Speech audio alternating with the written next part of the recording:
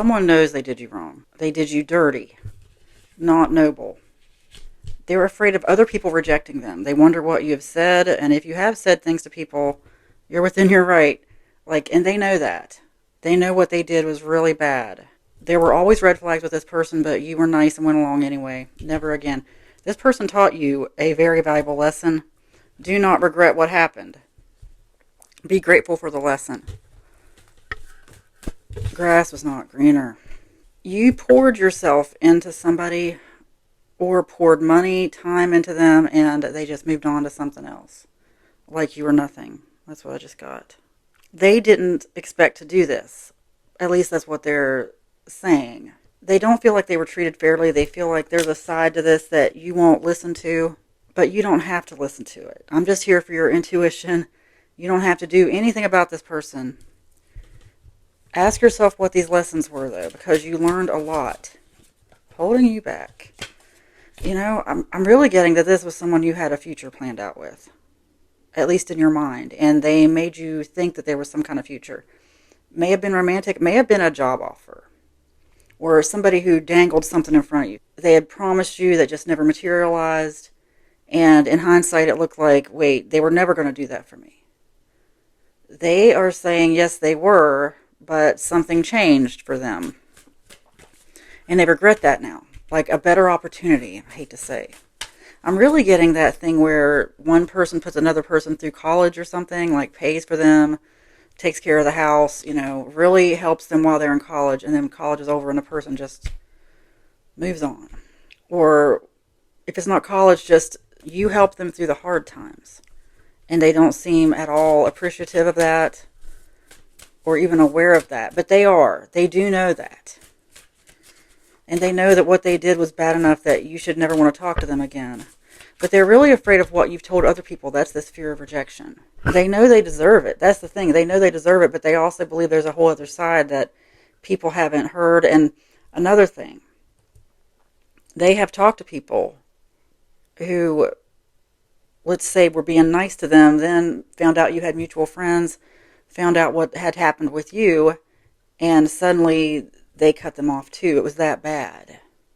This person goes around hoping people aren't going to find out, but they do, and that's their karma. Look, this person had something to learn. This was not a good connection. You both have things to learn. We all do. Everything in life is a spiritual lesson. Ask yourself what this was about for you, because there is a massive lesson here, and I'm not trying to hurt your feelings or get you to think about trauma. I just mean transmute it. Think about what the lesson was and use it for something going forward, because there's something in your life right now that this is useful for. Chose someone else, exactly. Grass was not greener, though. You are so fortunate to be away from this person. I just want you to know. That message is coming through loud and clear. You are very blessed to be away from this person. It just wasn't going to go anywhere. I'm getting stagnation, upset. Things would have been really bad. And they got bad with the person they chose, or whatever it was they chose that wasn't you. But they were drawn to the person, place, thing, whatever, because of the same characteristics that you had. Like, this person feels like they were confused at the time when they made this decision.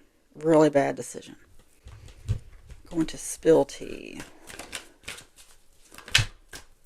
Breaking news, confession. See, they want to come back in and talk or offer an apology.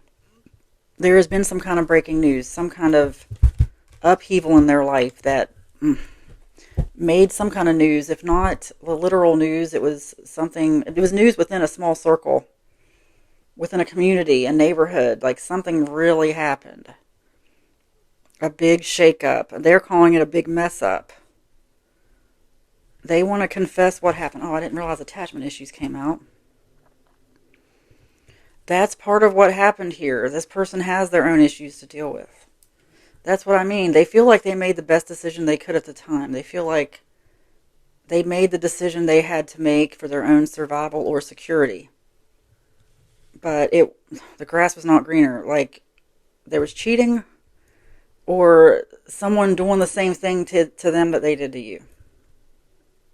And you may already know that. Or, you know what else I'm getting is that there are people who haven't told you this, like people who are aware of the situation and kind of want to come in and tell you something, but you said you didn't want to hear about it anymore, or they don't want to upset you.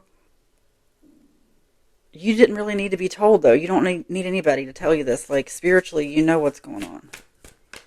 This person has made it seem like they're so happy, but suddenly went quiet. I just got that. It's like, that's the telling sign. Is this person used to brag or post stuff on social media, and they're not doing that now. They've gone mysteriously quiet. That is why. Because they feel ashamed. They just feel like they know they made the wrong decision. Partial truth, shared experiences, the real story, smoke and mirrors.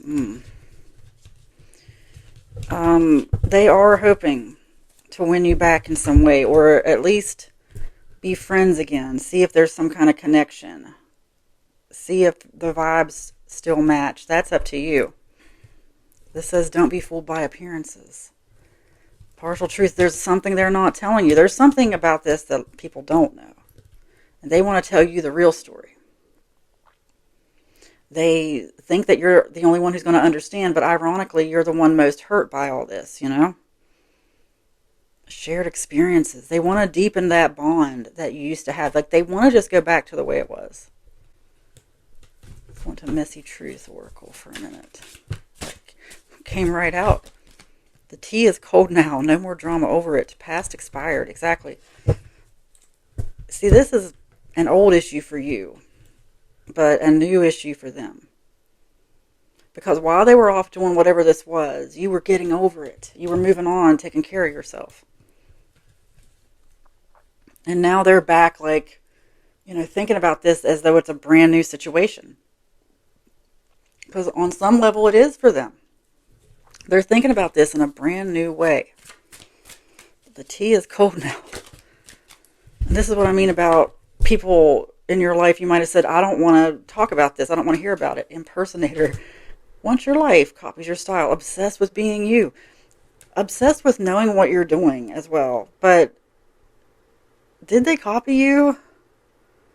I'm getting that. But you know, I'm also immediately what I get is neurodivergence. Like some people, have you ever been around people who copy your mannerisms, copy what you say, your facial expressions?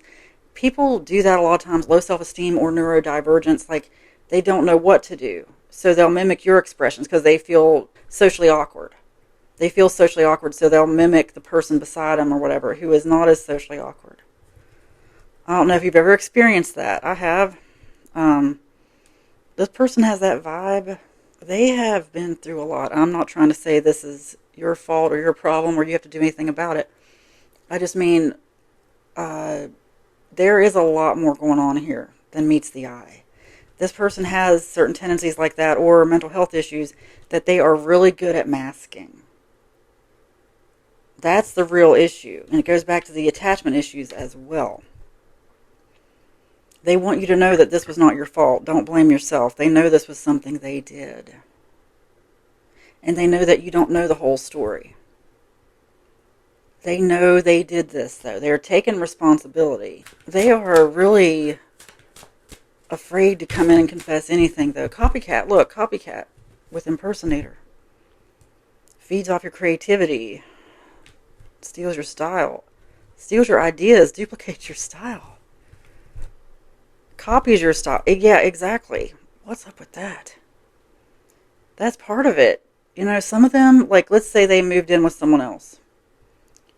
They started decorating just like you. Like, they found someone who was a lot like you. And they started encouraging that person to copy you. And they copied you themselves. Like, that was something they really miss about you. Like, you were worth copying. You got to take it as a compliment. Really.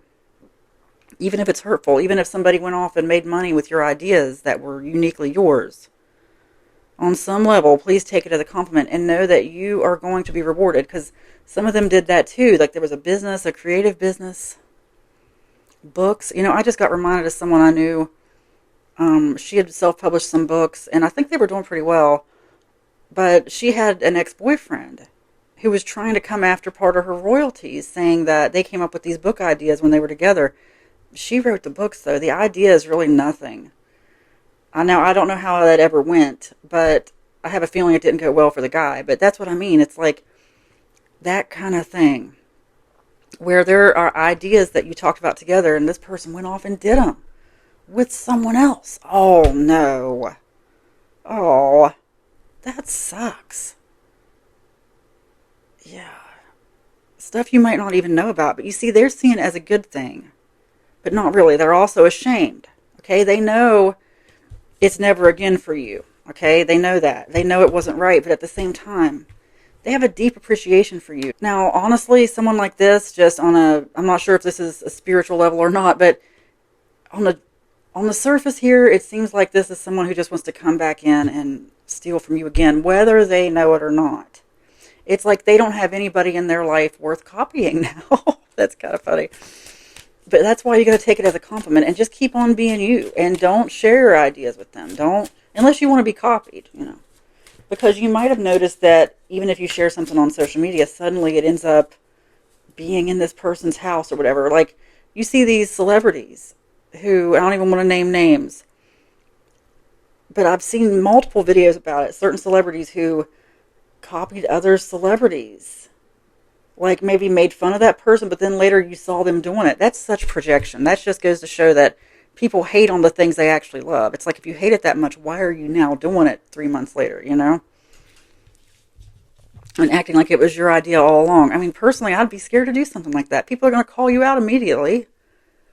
And some people have long patterns of this. But, you know, I really think a lot of people just don't have their own original ideas. So they don't know where they got the idea. Some people really don't know that. Or if it's not something like where they trolled and made fun of, like, I'm just for an example, let's say you wore a hat on social media. This is totally just a random example. You wore a hat on social media. They may not have made fun of the hat, but a few months later, they're wearing the same hat. It's like they've been following you so much, paying such close attention to you, that they don't even know where they got the idea for the hat. You know what I mean? It's not like they're just looking at you and be like, oh, I'm going to do what they do. It's just that they follow you so much, they watch you so much, that they can't help but emulate you. I mean, that's what happens. I'm getting reminded of this too. One day I saw a video by Trisha Paytas who said, I don't want to name the creator, but she said she used to hate follow a creator, okay? Really popular creator. She said she hate followed her, which she doesn't do anymore. And this is why she stopped doing that, because she started using phrases and saying things that came from that person she was hate following, okay? And she said that's what broke her of it. She goes, I don't do that anymore because it kind of rubbed off. And it goes to show that, I mean, a few things actually. One, that you really didn't hate the person. Also, you are like a sponge. Your brain is a sponge for ideas. Your mind is a magnetic battery. You're always drawing stuff in, putting it back out. And that's what I mean about this person. It's like they're just a blank canvas, a sponge or something, you know, just waiting to be painted on. And they miss that about you. They miss that. You guided this person, like, creatively. You had a way bigger impact than you might think. They're not aware of any of this, like this smoke and mirrors, all this stuff coming in, you know, acting like one thing and it's really another. They're not aware. It's completely subconscious. They just want to talk about your shared experiences, partial truth. I'm telling you, the second that you share yourself with them again, you're going to see yourself emulated. That's funny. That's funny. Crying over you.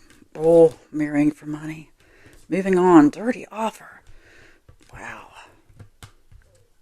Like, you're their last hope is what I'm getting. Marrying for money. It doesn't necessarily mean literally that they married for money, but this other person they went to, there was something else there. Something they offered them that they didn't feel like they got from you. And now they're crying over you and they're afraid you're moving on. But they want to make an offer to you that they don't know is dirty. I'm telling you, this person doesn't see themselves as a copycat. They don't know where their ideas come from. And to an extent, we're all like that. We are, whether you want to admit that to yourself or not. I've done too much creative work in my life to know.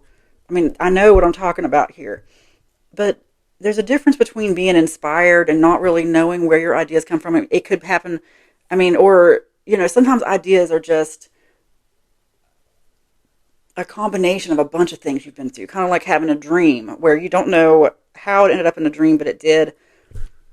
But then there are other people who are just sitting by and just copying everything, making notes, making a mental list, whether they know it or not.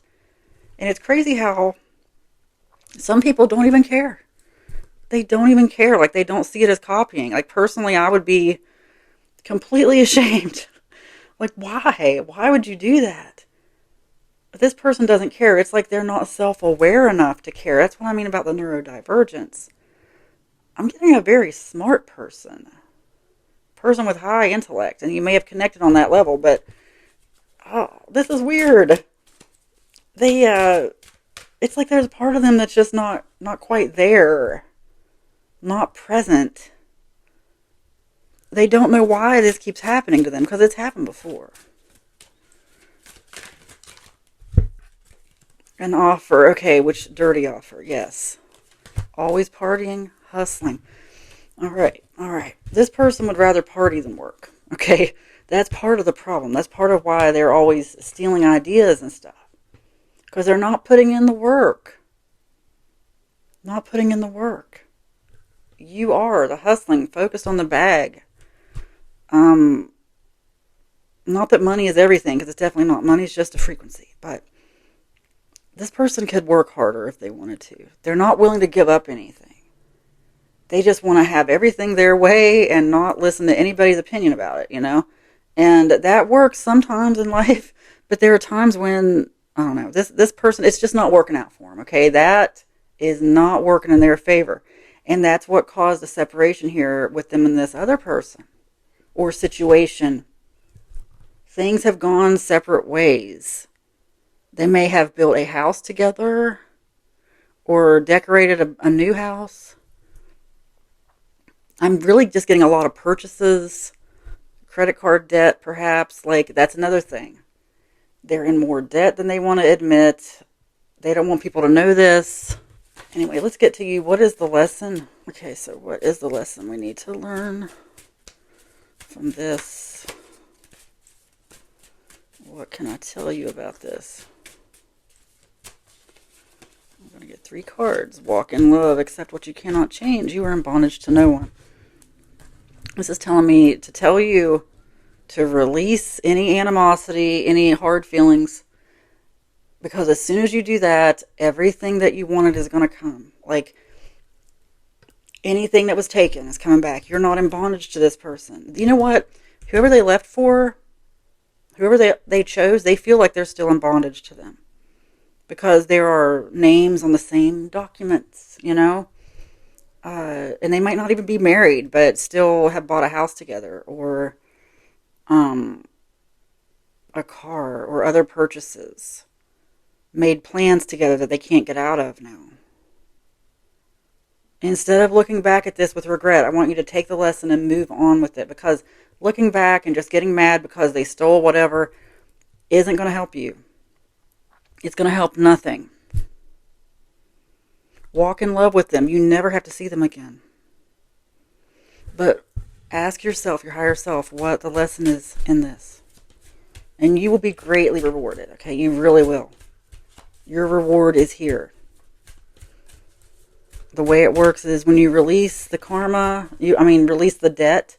Like, it's not saying that you need to have the person back in your life, but you're not going to accrue more debt. Basically you wipe their debt off the books.